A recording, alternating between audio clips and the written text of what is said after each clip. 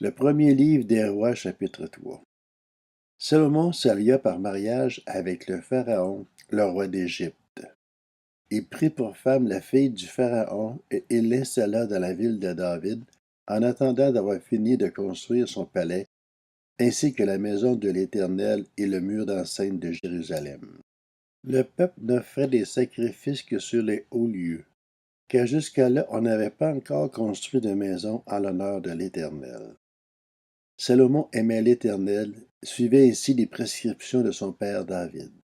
Toutefois, c'était sur les hauts lieux qu'il offrait des sacrifices et des parfums. Le roi se rendit à Gabaon pour y offrir des sacrifices, car c'était le principal des hauts lieux. Salomon offrit 1000 holocaustes sur l'autel. À Gabaon, l'Éternel lui apparut en rêve pendant la nuit, et Dieu lui dit: Demande-moi ce que tu veux que je te donne. Salomon répondit: Tu as traité avec une grande bonté ton serviteur David, mon père, parce qu'il marchait en ta présence dans la fidélité et la justice, et avec un cœur droit envers toi. Tu lui as conservé cette grande bonté, et tu lui as donné un fils pour siéger sur son trône, comme on le voit aujourd'hui. Maintenant, Éternel mon Dieu, tu m'as établi roi, moi ton serviteur, à la place de mon père David. Or, je ne suis qu'un jeune homme, je n'ai pas d'expérience. Ton serviteur se trouve au milieu de ton peuple, celui que tu as choisi, et c'est un peuple immense, si nombreux qu'il ne peut être ni compté ni recensé. Accorde donc à ton serviteur un cœur apte à écouter pour juger ton peuple, pour distinguer le bien du mal. En effet, qui serait capable de juger ton peuple, ce peuple si important? Cette demande de Salomon plut au Seigneur.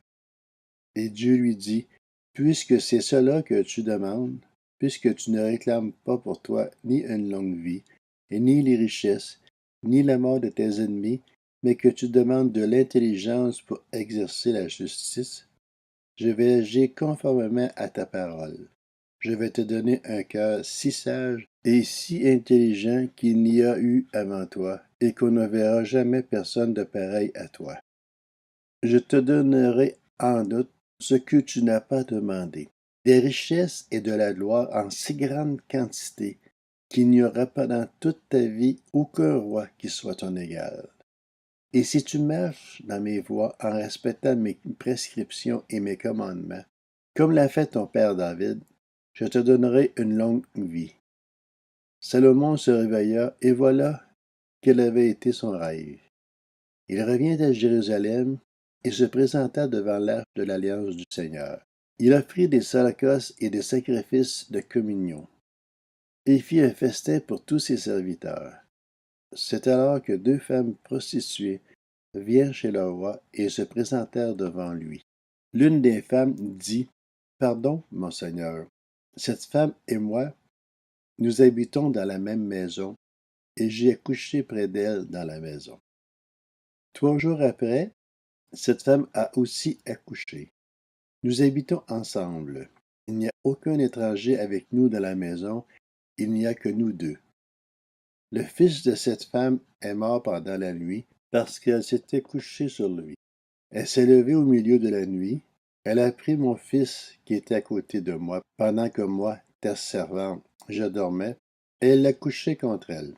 Quant à son fils, qui était mort, elle l'a couché contre moi. Ce matin, je me suis levé pour allaiter mon fils, et voici qu'il était mort. Je l'ai regardé attentivement. Le matin est venu, et ce n'était pas mon fils, celui que j'ai mis au monde. L'autre femme dit: C'est faux, c'est mon fils qui est vivant et ton fils qui est mort.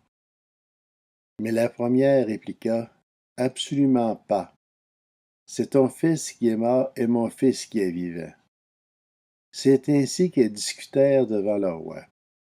Le roi constata: L'une dit: C'est mon fils qui est vivant, et ton fils qui est mort. Et l'autre dit: Absolument pas. C'est ton fils qui est mort et mon fils qui est vivant. Puis il ordonna, apportez-moi une épée. On apporta une épée devant le roi. Le roi dit alors, coupez en deux l'enfant qui est en vie, et donnez-en la moitié à chacune. Alors la femme dont le fils était vivant fut remplie de compassion pour son fils, et elle dit au roi, ah, mon Seigneur, donnez-lui l'enfant qui est en vie, ne le faites pas mourir. Mais l'autre répliqua, il ne sera ni à moi ni à toi, coupez-le. Prenant la parole, le roi dit alors, donnez l'enfant qui est en vie à la première femme, ne le faites pas mourir. C'est elle qui est sa mère. Tout Israël apprit le jugement que le roi avait prononcé, et l'on éprouva de la crainte envers lui. En effet, on avait constaté qu'il bénéficiait de la sagesse de Dieu pour exercer la justice.